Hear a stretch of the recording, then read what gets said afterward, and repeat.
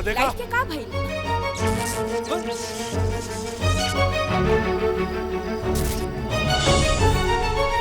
अरे जानवी जानवी जानवी जानवी जानवी जानवी जानवी जानवी हमरा के मालूम बा ई सब वो बहरूपिया प्रेम की करतूत बा। वो कितना भी कोशिश कर ली हमरा बेटी के दिल में जगह ना बना पाया और हमार बेटी हमने के छोड़ के ना जाए। बेटा वो जल्दी वापस आ जाए, हमके पूरा विश्वास बा वो जल्दी वापस आ जाए और ना आई तो ढूंढ के लाई।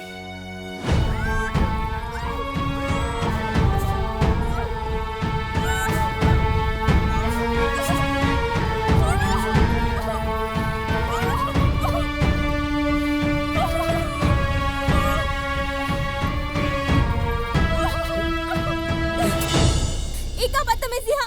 खोलो हमारा हाथ, ना तो पुलिस की बुलाए। खोलो। बेशक तू पुलिस के बुला ला, बाकी एक बात याद रखिए, अगर तोरा मांग में सिंदूर पड़ गल रही ना और तोहर ब्याह हो गल रही और ओकरा बाद अगर तोहर याददाश्त आई तो तू जीवन भर अपना आपके कबो माफ ना कर पाई। तू जानवी, तू हमरा से अटूट मोहब्बत कैले बाड़ू, हमरा साथे जिए मरे के कसम खैले बाड़ू। हम जानत तानी तोरा साथे घटल घटना की वजह से तोहर याददाश्त चल गइल बा और तोरा कुछ याद नहीं किया। बाकी जानवी हम वही याददाश्त के वापस ले आवे खातिर तोहरा से बस 7 दिन के मोहलत मांगतानी। अरे काहे एगो अनजान लड़की के सामने बार बार आवता जब तक कि ओकर कोनो खास या कोनो अटूट रिश्ता ना होके ओकरा संगे। और जब भी हम तोरा सामने आइला का तोरा अंदर कुछ महसूस ना होला, कुछ अलग सा, कुछ खास। जानवी हम सच कहता नहीं, हमार यकीन करा, तू हमरा से बहुत प्यार करत रहलू और हम तोरा से बहुत प्यार करत रहनी। बस हमरा के 7 दिन के मोहलत दे दा। अगर हम इस 7 दिन में तोहरी याददाश्त वापस ना लिया पैनी और हमनी के बीतल एक पल के याद ना दिवा पैनी तो तोरा के वापस वही जगह छोड़ के आ जाए जहां से हम तोरा के उठा के ले आइल बानी। सिर्फ 7 दिन।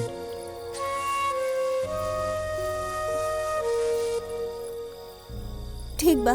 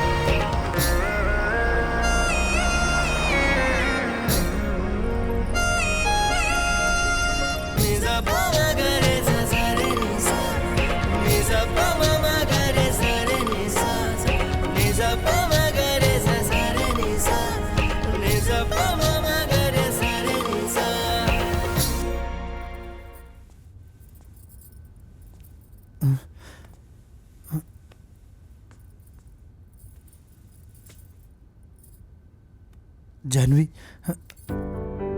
बहुत बोल चुके, अब कुछ बोले की जरूरत नहीं है। इश्क लफ्जों और शब्दों की ना, एहसास की चीज है। एहसास इतना हो चुकल बा कि सांस छूट सकता पर साथ ना छूटे।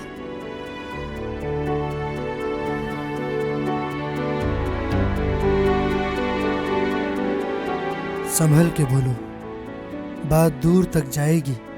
अगर है इश्क तो कह दो, वरना बहुत देर हो जाएगी। तुम मिले तो यूं लगा मुझे खुद से मुलाकात हो गई। कुछ भी तो कहा नहीं मैंने, जिंदगी से बात हो गई। I love you. I love you too. La la la.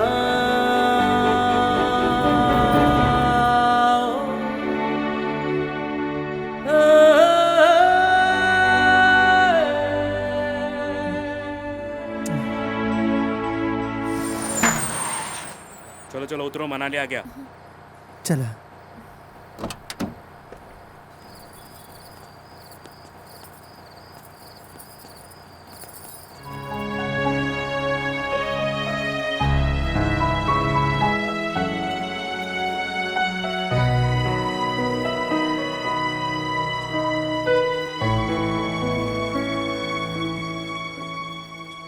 पूछा ही फूल के खुशबू से, एक खुशबू हमने के इश्क के गवाह बन के गवाही दी। पूछा ही हवा से, ये हवा हमने के इश्क की दास्तां बताई कि तू हमरा से कितना प्यार करत रहलू। अच्छा। ए फूल, ए फूल, ए फूल, ए हवा, बतावा का हम इनकरा से सच में प्यार करत रहनी?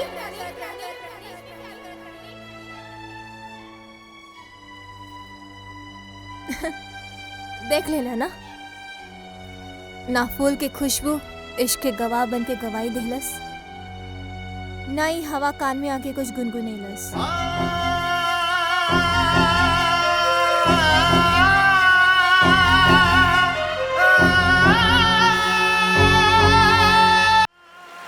जानवी, यू है झरना जहाँ तू हमरा के लेके आयल रहलू।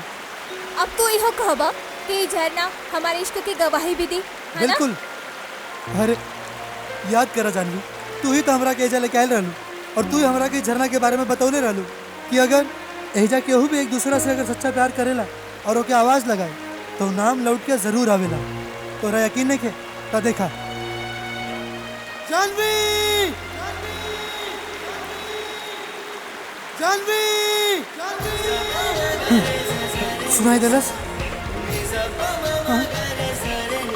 एमे नया बात कौन सा बा? ये तो हर जगह सुनाई दी। तू अपना प्यार की आवाज दे लेना, अब हम अपना मंगेतर की आवाज देता नहीं। राघवेंद्र,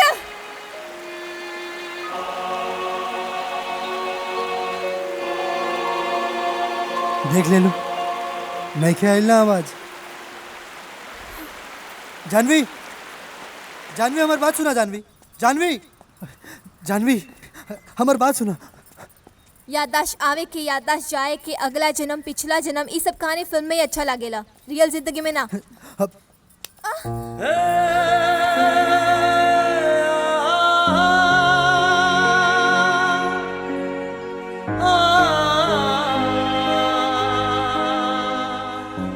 काश कि हमने के प्रेम कहानी फिल्म की तरह कोनो कैमरा में रिकॉर्ड रही तो रिवाइंड करके दिखा देती।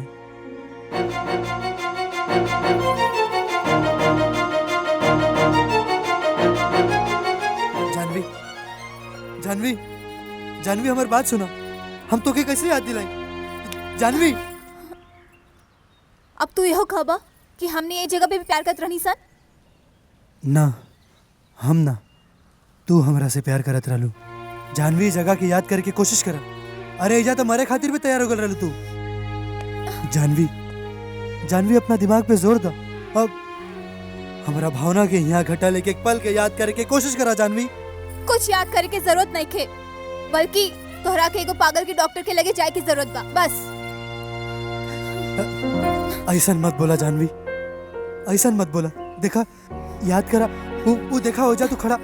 लागता कि तू रात के सपना के शिकार हो गई बाड़ो। देखा, तू हमके भूल जा, कहा कि हम राघवेंद्र के अमानत है और शायद अपना अमानत से ज्यादा केहू और प्यार कर ही ना सकेला। जिस तरह से मैंने चाहा तुझे, कोई और चाहे तो भूल जाना मुझे। हम थक चुकल बानी, हमके आराम करे के बा।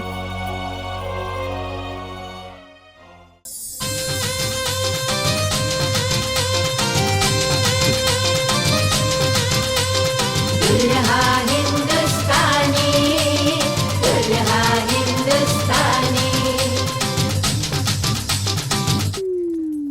अरे काजल, राधा, जल्दी चला, बारात आ गई। का? हाँ, बारात आ गई? हाँ। दीदी हम अभी आवतानी। अरे हाँ। अरे जीजा जी के एक झलक देख के आवतानी।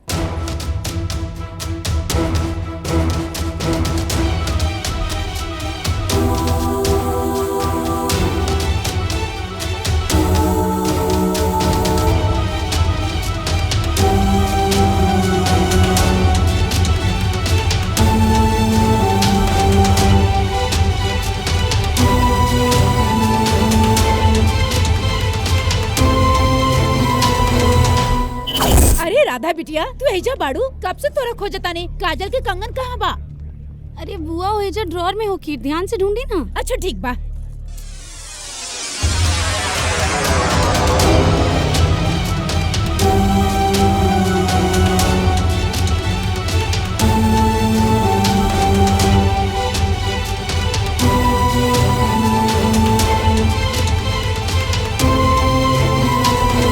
अरे भाई दूल्हे को मंडप में बुलाया जाए।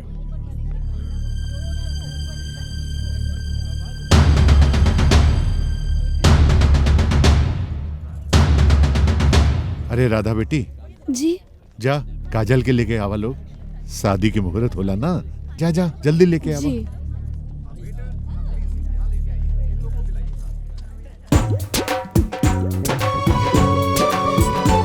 चलो पापा मंडप में बुला रहे बड़े।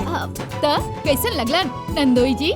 अरे अब तो लगा था कि जीजा जी के शादी के बाद ही देखल नसीब हुई। अरे तू चला, लेट होता। चला दुल्हन को जल्दी से बुलाइए, मुहूर्त निकला जा रहा है। जी ला आ गई दुल्हन।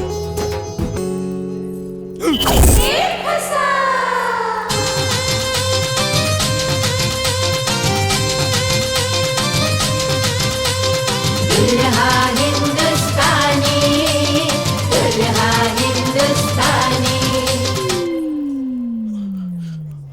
पंडित जी। हाँ बेटा। आप इनकर खानदानी पंडित जी हैं? हाँ, सबका शादी हम ही कराए हैं। तो जीवन दुल्हन के बाएं साइड में लड़की भी है, वो कौन है? घोर पाप। विवाह की पवित्र वेदी पे बैठ के पराई स्त्री का स्मरण कर रहे हैं आप। वो बात नहीं खे, दरअसल हम जानकारी खातिर पूछा था। दुल्हन की छोटी बहन राधा है।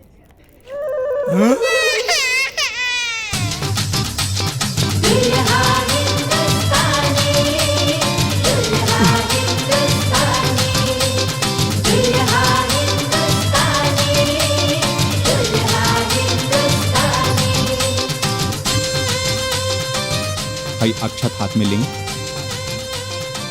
ओम मंगलम भगवान विष्णु मंगलम गरुड़ध्वज मंगलम पुंडरीकाक्षाय मंगलाय तनोहरे।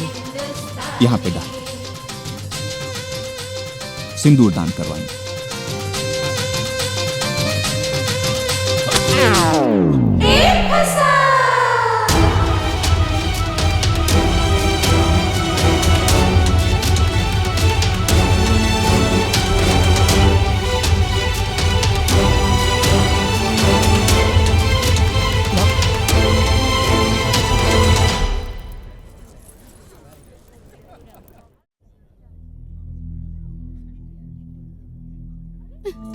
प्यार के वादा हमरा से कैला और शादी शादी हमरा बड़ बहन से।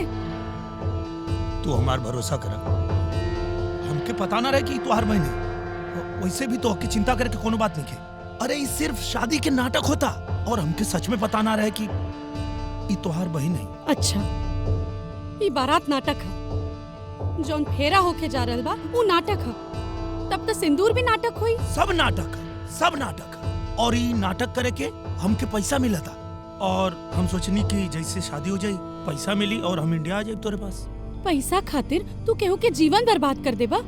हाँ तोरा पता बा ई नाटक करके तू एक ना तीन जीवन बर्बाद कर रहल बाड़ा। वो तो हमार प्यार सच्चा रहे कि कोनो भी अनर्थ होकला से पहले भगवान सब सच्चाई हमरा सामने ले ले। प्यार तो हमरो सच्चा बा राधा, और ये सब जो नाटक हम करत है ना राधा, अपने प्यार के पावे खातिर ही करत है। तू तो हमरा के कहीं के ना छोड़ला कन्हैया।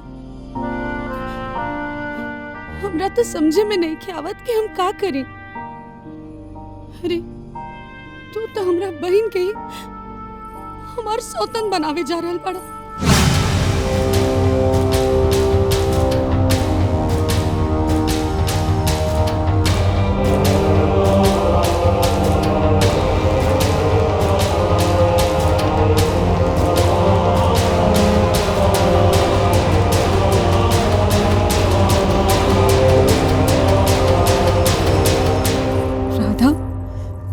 कर देलू दीदी। राधा जौन चीज खातिर हम तोरा के मना कइले रहनी तू उहे कर देलू। राधा हम तोरा के समझौले रहनी ना ये प्यार मोहब्बत की हमनी के जीवन में कोनो जगह नहीं के। हमनी के जीवन के फैसला सिर्फ बाबूजी के हाथ में बा। वो दिन तोरा के फोन पे भी मना कैले रहनी, फिर भी तोहके कुछ समझ में नहीं के आइल। सॉरी दीदी, जब हमरा के प्यार भइल तब हमरा के कुछ न सूझल। हम तो बस प्यार कैनी, सोचनी जब सही समय आई तब बाबूजी के समझा लियल जाए। हम बाबूजी के अच्छी तरह से जानेला, कोई शादी कबो कबूल न करिए।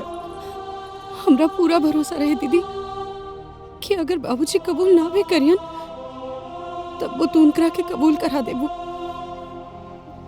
आज तक हमार हर जिद खातिर तू बाबूजी के मनवले बाड़ू, और यही से हमरा के उम्मीद रहे कि तू बाबूजी के मना लेबू। और बाबूजी हमरे प्यार के एक्सेप्ट कर लिए। कब वो एक्सेप्ट ना करिए? ऐसे मत बोलो दीदी। अरे अगर तू बाबूजी से बात करबू तो इस सिचुएशन में भी बाबूजी हमनी के प्यार कबूल कर लिए। ना कबूल करिए, ना कबूल करिए, कबो कबूल ना करिए।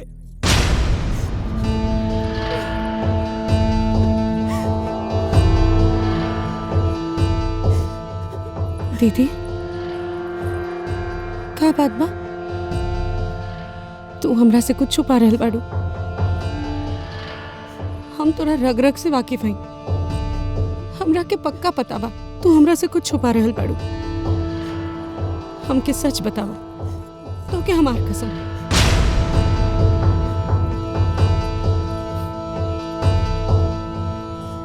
जब तू इंडिया गइल रहलू तब लगभग 6 महीना से खामोशी से मंदिर के बाहर हर मंगलवार के हमार इंतजार करत रणवीर हमरा नजदीक आवे की कोशिश कैले।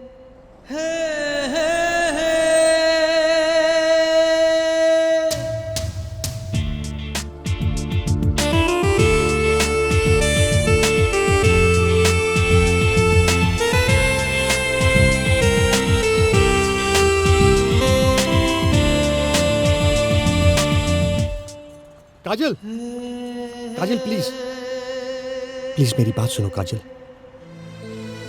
मैं जानता हूं कि तुम मुझे पसंद करती हो। लिसन, आप लगभग 6 महीने से मुझे फॉलो कर रहे हो। हर मंगलवार मैं मंदिर आती हूँ और हर बार आपका यही सवाल होता है। जब तक ये सवाल तुम्हारे मुंह से आई लव यू का जवाब नहीं सुन लेता काजल, तब तक ये सिलसिला यूं ही जारी रहेगा। प्लीज, मैं मेरी जिंदगी में प्यार, इश्क, मोहब्बत जैसे शब्दों को जगह नहीं देना चाहती। तुम या तुम्हारे पापा का डर तुम्हें जगह देने की इजाजत नहीं देता काजल। देखो काजल, मेरे दिल में जो तुम्हारे लिए मोहब्बत है वो शायद अब मेरे मरने के बाद ही खत्म हो। अगर तुमने मेरे प्यार को कबूल कर लिया तो तुम्हारे साथ, वरना तुम्हारे प्यार के सहारे जिंदगी गुजार दूंगा। लिसन रणवीर, तुम बहुत अच्छे हो, लेकिन इस सवाल का जवाब हमेशा ना में ही होगा, क्योंकि मैं ऐसा कुछ नहीं करना चाहती जिससे मेरे बाबूजी को ठेस पहुंचे। पर काजल तुम... बस, मैं बातों को और आगे नहीं बढ़ाना चाहती और आपसे रिक्वेस्ट है कि आज के बाद मुझे फॉलो करना प्लीज छोड़ दो। एक बार मेरे प्यार को मौका तो दे दो काजल, प्लीज काजल।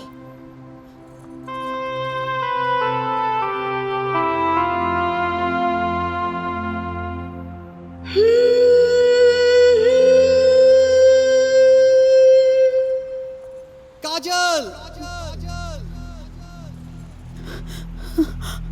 रणवीर,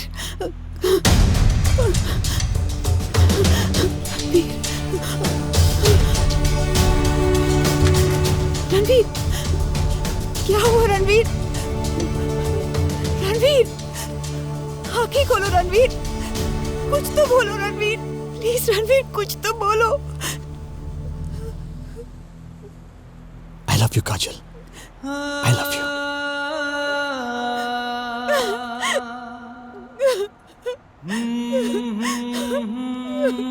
काजल, तुम रोती हो बिल्कुल अच्छी नहीं लगती।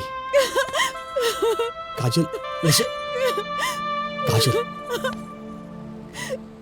आई लव यू काजल।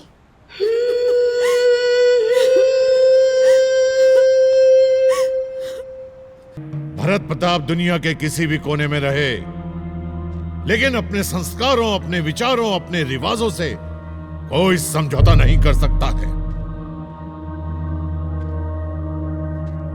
और एक बात और ध्यान से सुन लो,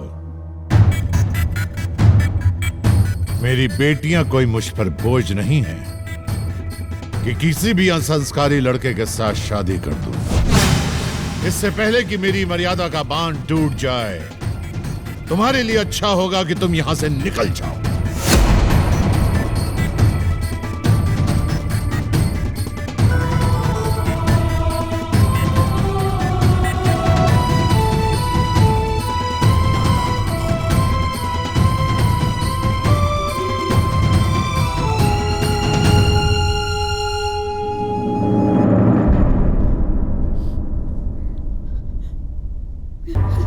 I'm so sorry दी,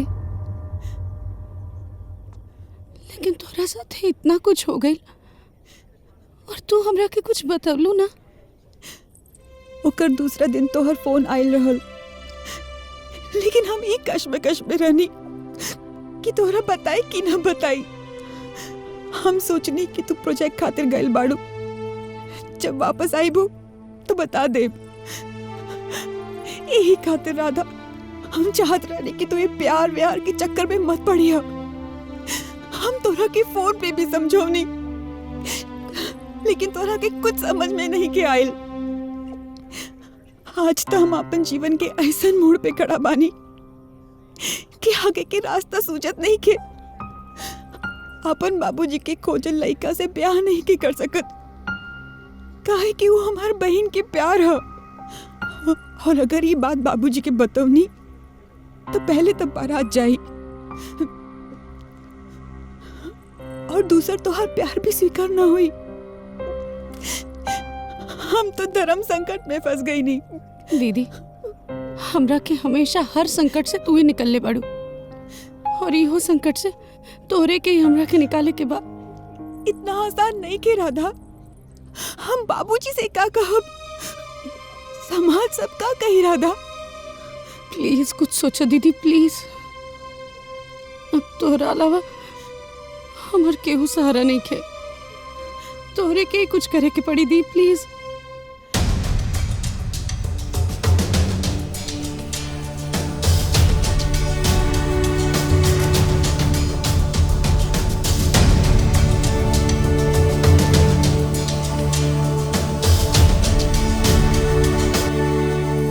जब दूल्हा, मंडप, बाराती, पंडित तैयार हो तो शादी तो हुई। पर हमार ना तोहार शादी हुई।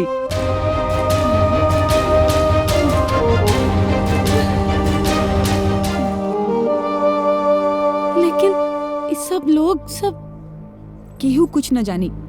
दुल्हन हमेशा घूंघट में रहेले और घूंघट में केहू के कुछ पता न चली। एकर अलावा और कोनो रास्ता नहीं खे। दी, you are great, I love you.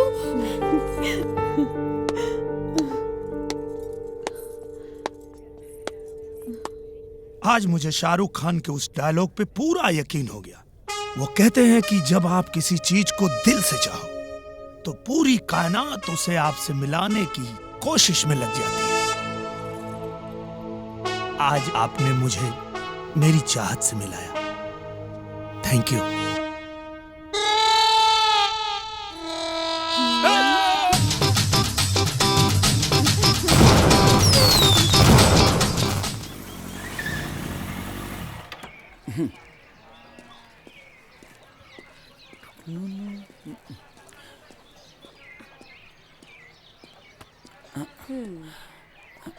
अब का चाहिए? काल जो डाला लेकर नहीं ना, वो मोटरसाइकिल से गिर के टूट गई। तो कोनो बात नहीं है बाबुआ, हम अब ही दूसरा डाला देता नहीं। जी गंगा, हम तो से अकेले में कुछ बतियावल चाहता नहीं, बोला ना। इली बबुआ बढ़िया डाला जी।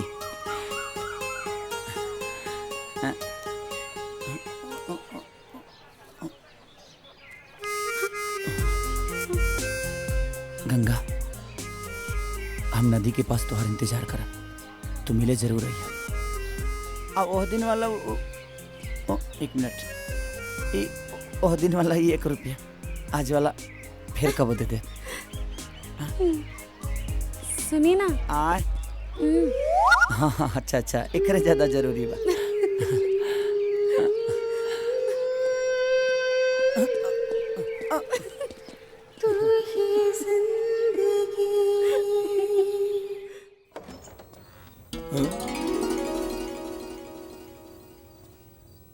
ई कहा अजी सुनतानी? का भइल जी? ई कहा लौकत नहीं खे, ई डाला है और का? डाला के ले आइल बा? राउर लाडला बेटा। का?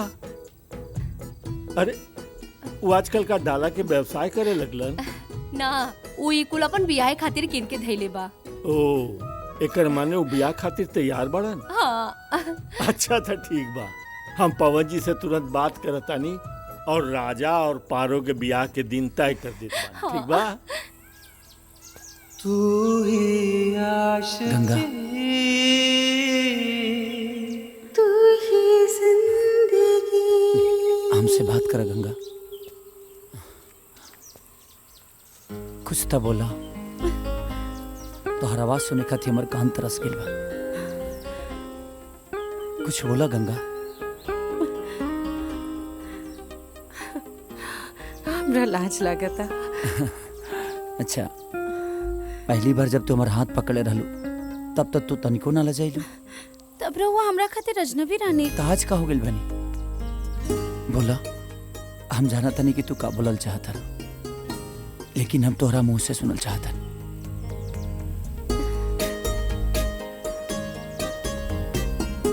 अब हमके रहुआ से प्यार हो गइल बा।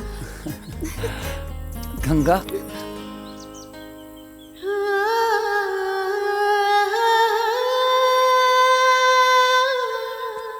तू ही जिंदगी। ओए सरदार, का हो सरदार? तू और तोहार बिटिया इज्जत घोर के पी गइल बाड़ा ना? मगन, ये तरी से बात करे वाला इस टोला में केहू पैदा नहीं किया भाई। ई मत भूल कि हम ई टोला के सरदार हैं। जाना तारी तू सरदार बाड़ा, लेकिन तोहे पता बना, राजा अगर कोनो गलती कर देला तो प्रजा उसे सवाल पूछेला। साफ साफ बता मगन, का बात बा? तो कान खोल के सुन। गंगा हमनी के समाज के इज्जत उछालतिया। उ पंडित के लड़कवा संगे रंगरलिया मनावता। तू अपने बेटी से कह दिए, अगर जवानी वो करना समर्थ हो ना तो ओकरा के कोठा पे बैठा दिए। चिल्लो मत। कहाँ रहलू? केकरा संगे रहलू? फुलवा के संगे। जब जवान बेटी झूठ बोले लगे ना तो समझ लियो ओकर मन में पाप पल रहल बा। आज के बाद तोरा घर से निकला चल।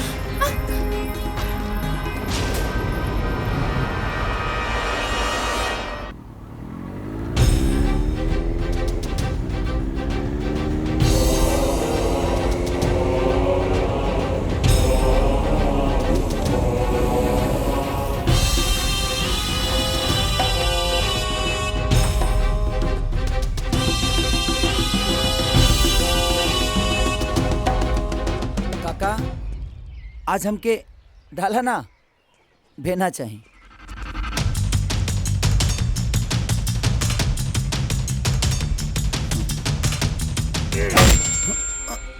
देना चाहिए।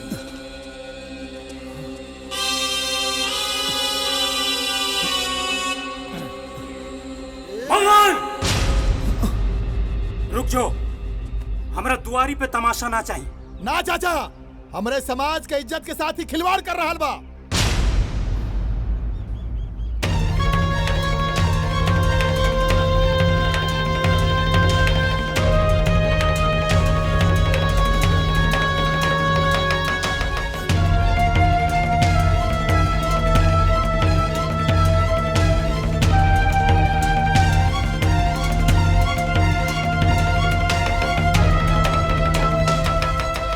हमने गरीब जरूर बनी बबुआ, बाकी बाजारू ना। हमनियों के जाति बिरादरी बा, मान प्रतिष्ठा बा। हमनी के प्रतिष्ठा पर दाग मत लगाई। अगर हमनी के अपन बिरादरी में बदनाम हो गई नी तो बाप बेटी जहर खा के जान दे दे। सबकर भलाई ये में बा कि रउआ गंगा के भूल जाए। निकल जाई बबुआ, निकल जाई। बीरेन भैया ठीक कहता रे बबुआ जी। राउर आ गंगा बिटिया के मिलन संभव नहीं थे। दोनों समाज के बीच में बनल खाई के और गहरा मत करी। भगवान खातिर हमरा बेटी के जिंदगी से निकल जाई बबुआ, निकल जाई।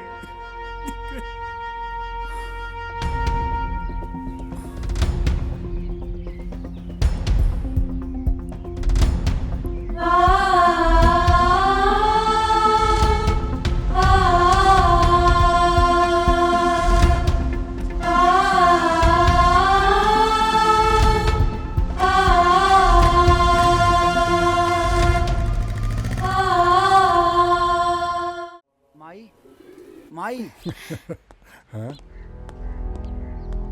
माई हम तो से कुछ कहल चाहता। वो कुल छोड़, तू आओ इन्ने पहले हमके बहुत जरूरी बात करे के बा। पता बा तोहार बाबूजी तोहार और पारुल के सगाई तय कर देले बाड़न। यह सोमवार के सगाई बा, अगला लगन चट्टे तोहर बियाह।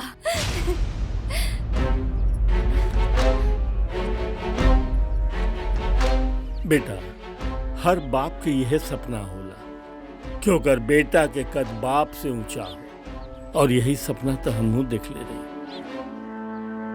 बाकी हमार सपना तो टूट गई वही दिन जब हम तोरा मुंह से बाबूजी की जगह दुबे जी सुने लगली।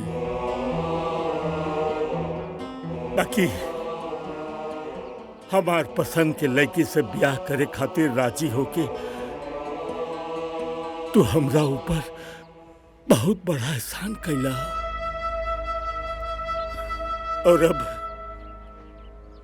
तोहरा मुंह से अगर हम अपना के बाबूजी की जगह दुबे जी भी सुन ले ना, हमरा कोनो दुख ना होई।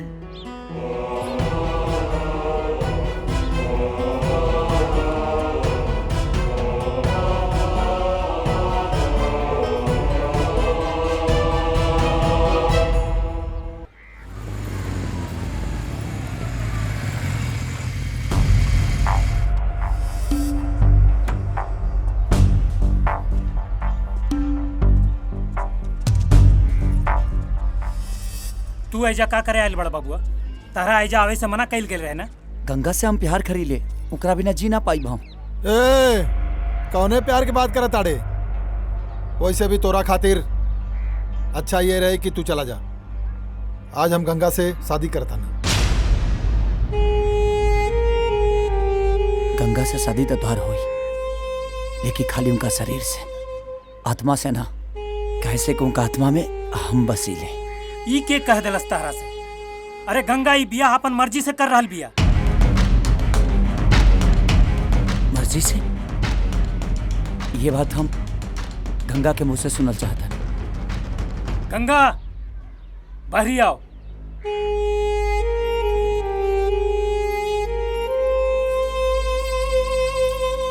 कह दे इनका से कि तू ई बियाह अपन मर्जी से कर रहल बड़ू।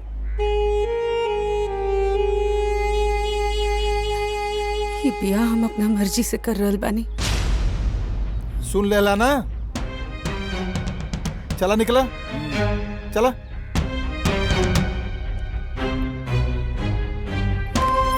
गंगा, ये बात हमारा आंख में आंख डाल के बोला। गंगा, हमारा चुपी के इतना बड़ सजा मत था। का ये बियाह के बाद तू खुश रह पैबू, भुला पैबू ये प्यार के जौना प्यार के तू इतना दम भरत है? बोला गंगा, बोला।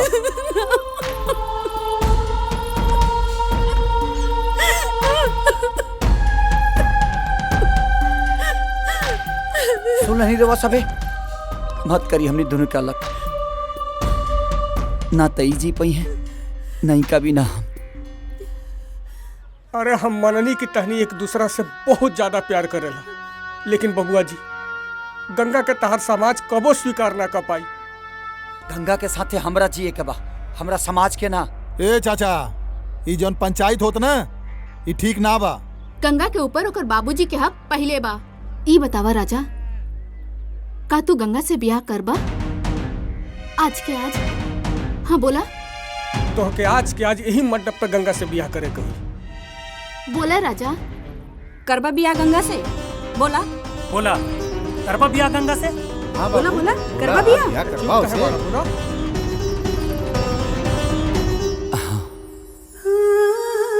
हम गंगा से ब्याह करब। तोहरा कला से का होई? हाँ? हमनी के समाज के ये बियाह मंजूर नहीं खे। अरे तू चुप कर काका। एगो बड़का घर के लड़का हमनी के लड़की के हाथ थामे खातिर तैयार बा और हमनी अपन झूठा प्रतिष्ठा बचाव में लगल बनी। ये दोनों जने के बीच में अगर हमने बाधा बन ली जाना तो भगवानो हमारे के माफ न करिए। ई सही कहा तारे बीरेन भाई, तू ब्याह के तैयारी कर। आज पूरा समाज ही ब्याह के गवाह बनी। कहो चला मगन चला। देख ले थोड़ा के। जया, तोरा से एगो बात कहे के रहला। का? ओ राहुल ठीक लेकर नहीं खे। कल राती के खुद हम अपनी आंख से ओकरा के नैन्सी के कमरा में जाते खनी। Mind your business. और आगे से ना कभी भी राहुल के बारे में ऐसा वैसन मत बोलिए। हमके हमारे राहुल पे पूरा भरोसा बा। राहुल, राहुल,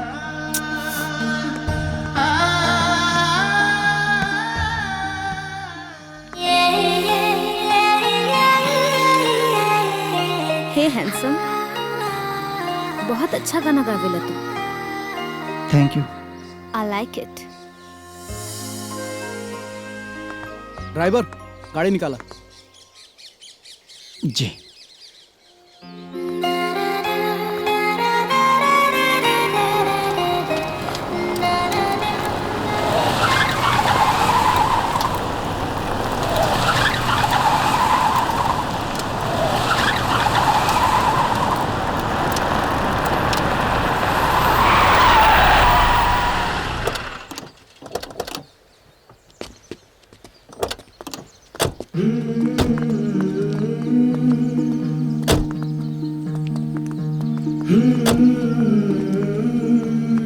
ड्राइवर, हमनी घूमे जा रहा बानी। तू एक काम करा, यहीं रुक के ना सामान का देख रेख करिया। और हाँ, थोड़ी देर बाद सबका नाश्ता रेडी रखिए। कम बेबी, नेचर को एंजॉय करते हैं।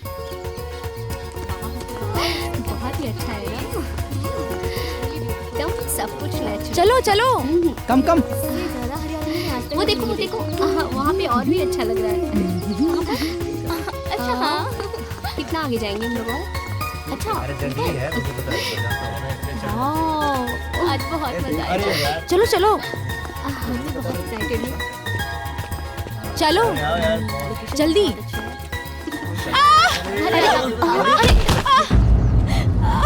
राहुल, अरे का हो गइल? अरे इडियट, ऐजा बात अब ना बताई। का भइल जा? का भइल? लागता कि मोच आ गइल बा। अरे यार, अभी कुछ कह के ना पूरा ट्रिप खराब मत करा। चला उठा उठा उठा। अरे उठा, कोशिश तो करा। अरे उठा baby, come on come on. का उठा उठा? हमसे नहीं के उठल जात, हमके दुखाता। तोहरा के हमू तो ना उठा सकीले। काहे? तू इतना ओवरवेट जोन बाड़ू, हम कैसे उठा पाए? ए ड्राइवर, कम हियर। जी। का भाई? ए ड्राइवर, का भाई छोड़। तोर मैडम ना हमनी के ट्रिप खराब करे में लागल बाड़ी। एक काम कर, एकरा के उठावा और सीधे फार्म हाउस ले जा। हमनी पिकनिक खत्म करके सांझी ले आवता नहीं। ले जा करा के। Come on guys. चल आराम से चलिए, नहीं तो तू गिर जाएगी। राहुल,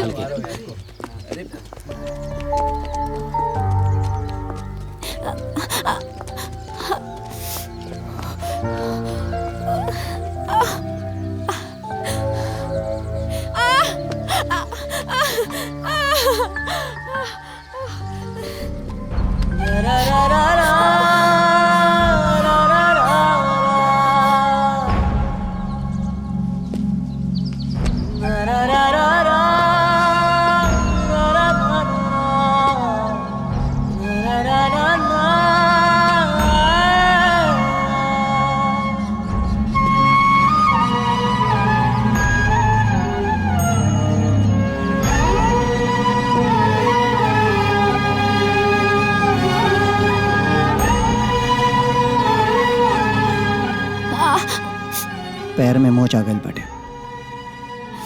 बैठावा तानी, थोड़ा सा दर्द हो सकेला।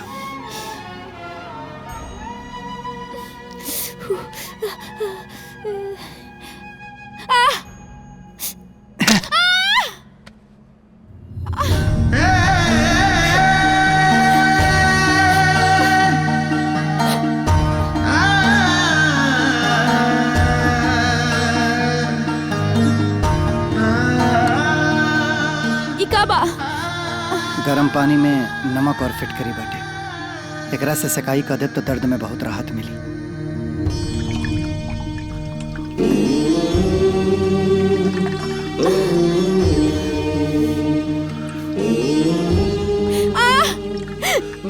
थोड़ा बर्दाश्त करो।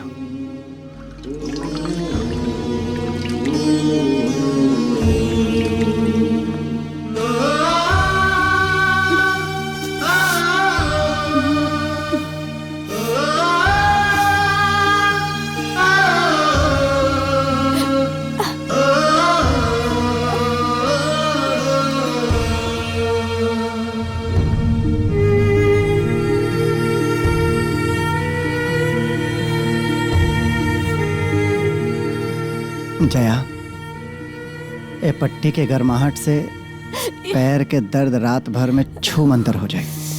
कल सवेरे तक तू पहले जैसे उछल कूद कर सकेलू।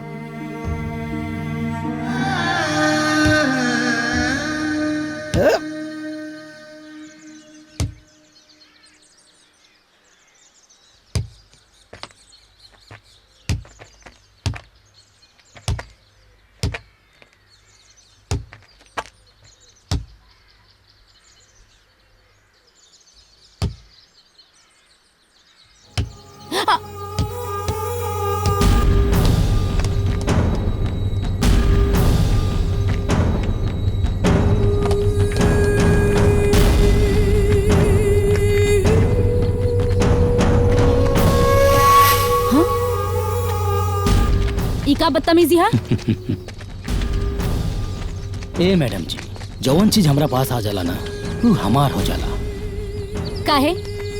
तहार बाप के राजबा का बोल दो हमार। मैडम जी बाप पे मत जाई। फिर हम देखा होता नहीं। अब तो तू हमरा पास आ गई लो, अब तू हमार हो गई। अरे जायदा ना, ये सब लोकल है, छोड़ दा। लोकल है तब कुछ भी बकी। अरे अब बकब नहीं, पूरा मजा ले तोहर जवानी के। देखा देखा, छोड़ दा। का करता है यार? इको का करता? राहुल छोड़ना है का? हट। राहुल ए भाई छोड़ दा भाई। छोड़ हमरा के। राहुल छोड़ा। राहुल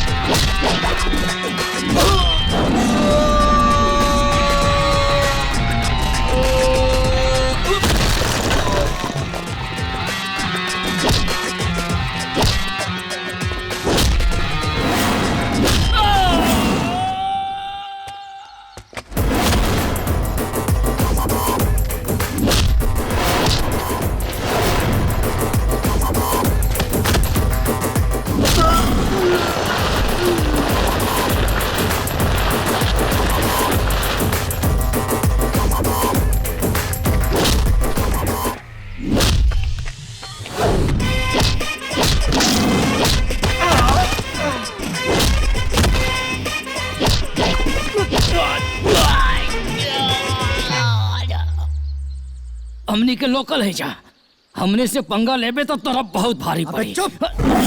तोनी के लोकल हवसा तो हम एसटीडी हैं। भाग जा सना तो इतना मारब कि दुनिया लाल हो जाए। भाग जा से जा से। ए चला, एक देख तोरा के।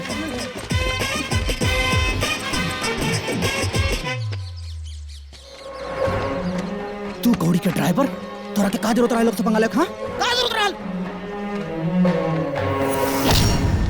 जया मैडम की तरफ जे भी आंख उठा के देखी ना, ओकर आंख फोड़ दे। ओकरा बदला में जौन भी सजा हमके मिली, सजा मंजूर होई।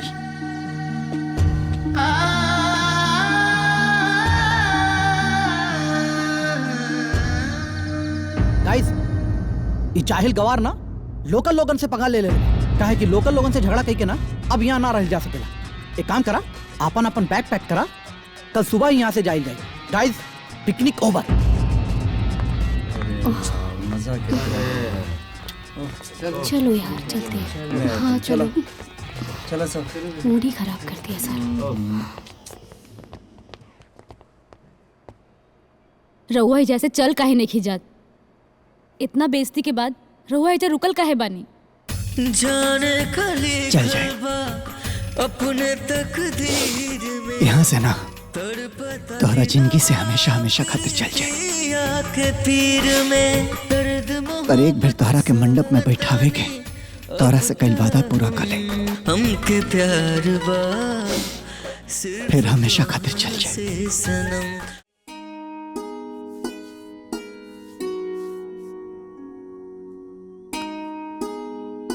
बेटा, तू लगता मुर्दा में जान डाल दे ले जा। हमने तो उम्मीदें छोड़ दे ले रहनी। बेटा, तोहरा से का छिपावल जाए? तू तो हमनी के घर के दुल्हन बनबे करबू। हमनी अपन बड़ बेटा से बहुत उम्मीद कैले रहनी, बाकी वो हमनी के उम्मीद पर पानी फेर देलस। बाकी कोई बात नहीं, तू जल्दी से अपन मम्मी पापा के भेज दा। हम कोई अच्छा सा मुहूर्त निकाल के पूरा हिंदुस्तानी रीति रिवाज के साथ तू दोनों के धूमधाम से शादी करब। हाँ बेटा।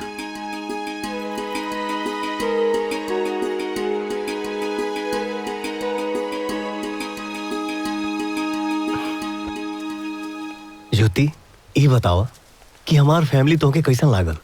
Nice, very ideal family. You are so lucky. तुम्हारे मम्मी पापा बहुत स्वीट है। कितना खुश माना सब लोग शादी के लेके। हाँ, लेकिन का? हम दोनों की शादी नहीं हो सकती है। I am sorry Vijay. By.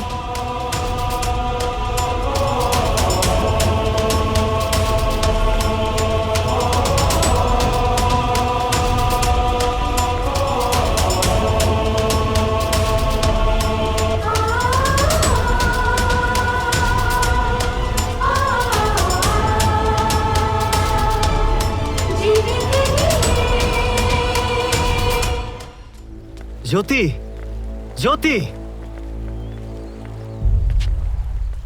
इतना सब भैला के बाद तू इतना आसानी से इसे बोल के चल कैसे देलू? आई एम सॉरी विजय।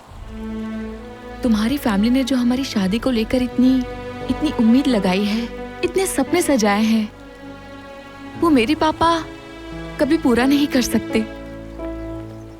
मेरे पापा जो शादी को सिर्फ इवेंट मानते हैं, उनके पास इन सब के लिए टाइम ही कहाँ है। क्यों? विजय, तुम जैसा सोच रहे हो मैं वैसी नहीं हूं। मैं तुम्हारे रेस्टोरेंट में सिर्फ एक्सपीरियंस के लिए पार्ट टाइम जॉब कर रही थी। मेरे पापा mister P Lal, the CEO of Novotel hotel.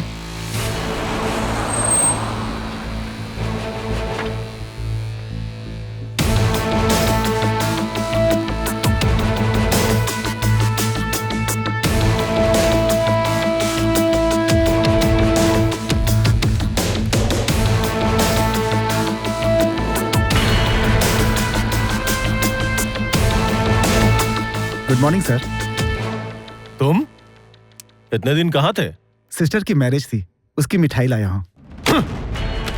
शादी जैसे एक छोटे से इवेंट के लिए तुमने मेरे 5 दिन बर्बाद कर दिए।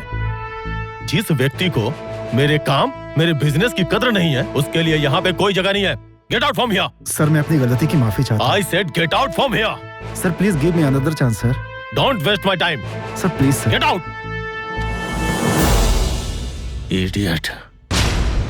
दुबई वाली कंपनी का कंसाइनमेंट देख के चेक करो और मुझे रिपोर्ट दो। ओके सर। जल्दी। एक्सक्यूज मी सर, मुझे आपसे बात करनी है। मैं कोई सब्जी बेचने वाला नहीं हूँ कि कोई भी गहरा गहरा बिना अपॉइंटमेंट लिए आके मुझसे मिल ले। पहले आप अपॉइंटमेंट लीजिए, उसके बाद मुझसे मिलिए। मुझे आपकी बेटी के बारे में बात करनी है। कॉल ज्योति। ओके सर। ओके, टेल मी। मैं ज्योति से प्यार करता हूँ। I want to marry her. तुम्हारे जैसे थॉट रखने वाले लंदन में बहुत सारे यंग मैन होंगे। क्यों कराऊं मैं तुमसे शादी? ऐसी क्या खास बात है तुम्हें? I also love him. ओह, भेजा तो तुम्हें दुनियादारी समझने के लिए था और तुम प्यार समझ के आ गई। Great. You can go now. मुझे इनसे कुछ बात करनी है, प्लीज।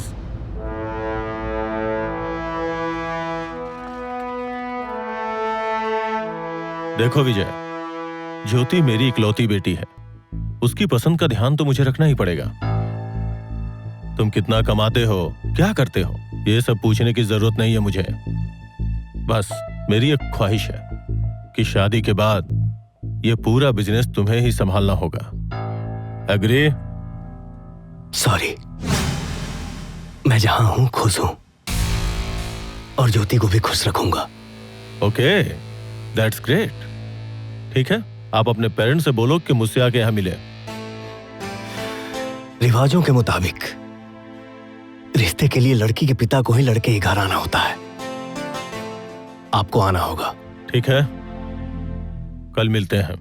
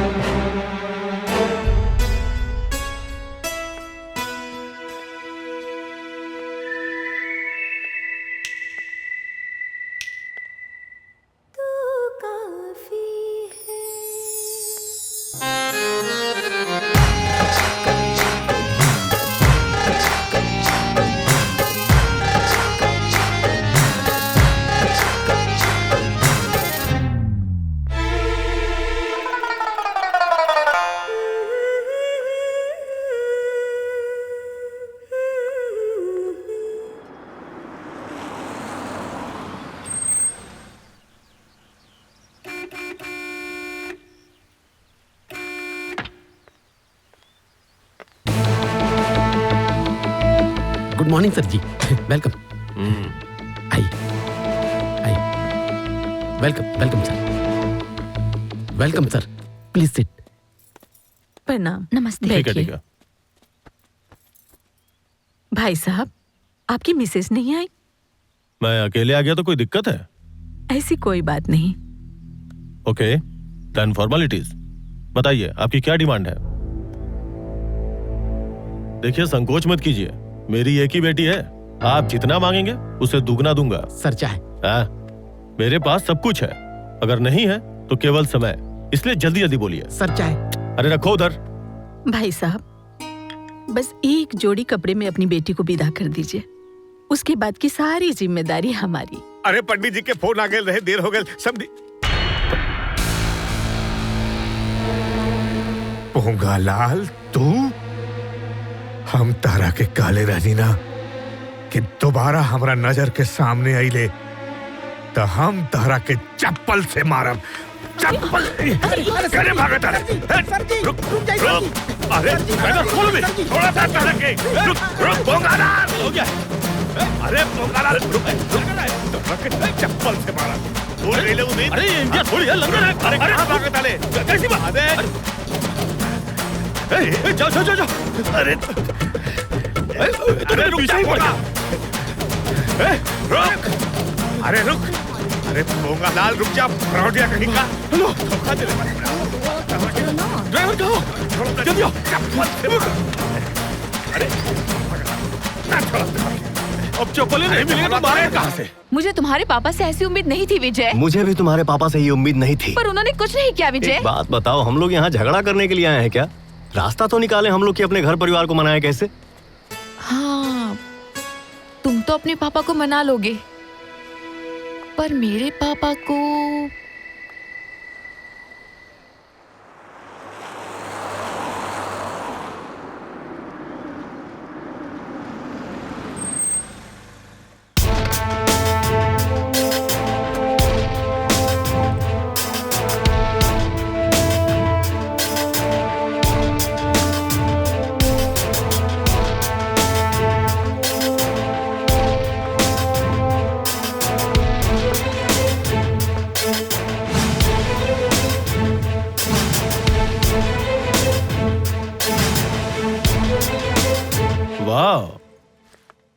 मेरी धर्मपत्नी जी, आपने तो कसम खाई थी कि कभी इस दहलीज के अंदर कदम नहीं रखोगी, फिर आज ये दहलीज क्यों क्रॉस की? जरूर कसम खाई थी, लेकिन बात जब बेटी का घर बसाने की होना तो आपकी दहलीज क्या, मैं तो यमराज की भी दहलीज लांग जाऊं। What? जो आदमी मुझे जूता लेके मारेगा उसके यहाँ मैं बेटी भी आऊंगा? Never! I know, it's your decision. तुम मुझे हर जगह पे नीचा दिखाना चाहती हो। वो आपके पीछे जूता लेकर क्यों भाग रहे थे, ये मुझसे बेहतर आप जानते हैं। और जहाँ तक बात है कि मैं आपको नीचा दिखाना चाहती हूँ, अगर ऐसा होता ना तो कभी आपको सिंदूर बनाकर अपने माथे पर नहीं सजाया होता मैंने। उससे बेहतर 1000 लड़के खड़े कर दूंगा, लेकिन विजय जैसा प्यार करने वाला कोई नहीं मिलेगा। पर मेरी बेटी वहाँ सेफ नहीं है, वो मेरा दुश्मन है और उस पे मुझे रत्ती भर भरोसा नहीं है। आपको तो भगवान पर भी भरोसा नहीं है। अरे समझने की कोशिश क्यों नहीं कर रहे आप? विजय और ज्योति एक दूसरे से बहुत प्यार करते हैं और जिंदगी जीने के लिए प्यार से जरूरी कुछ भी नहीं, वरना पैसे तो आप भी बहुत देते थे ना मुझे, लेकिन क्या हुआ, अलग हो गए ना हम। I know. आज तक तुमने मेरी हर बात का विरोध किया है और आज भी मेरी बात का विरोध कर रही हो। ठीक है, अगर तुम लोगों ने यही डिसीजन ले लिया है तो अब मुझे भी कुछ सोचना पड़ेगा। हाँ तो जरूर सोचिए, लेकिन एक बात याद रखिएगा कि इस बार आप जो भी डिसीजन लेंगे वो आपका अकेले का नहीं होगा, क्योंकि ज्योति सिर्फ आपकी नहीं, हमारी भी बेटी है। ओके।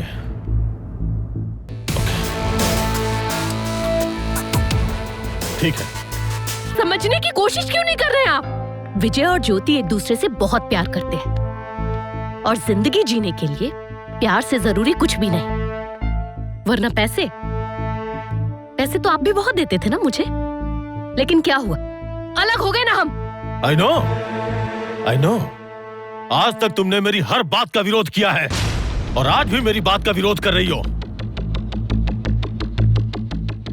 ठीक है, अगर तुम लोगों ने यही डिसीजन ले लिया है तो अब मुझे भी कुछ सोचना पड़ेगा। हाँ तो जरूर सोचिए, लेकिन एक बात याद रखिएगा कि इस बार आप जो भी डिसीजन लेंगे वो आपका अकेले का नहीं होगा, क्योंकि ज्योति सिर्फ आपकी नहीं, हमारी भी बेटी है। ओके।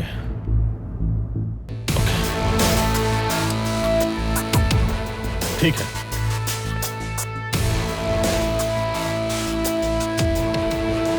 Thanks mom. आपन पसंदीदा फिल्म देखे खातिर डाउनलोड करी दंगल प्ले ऐप।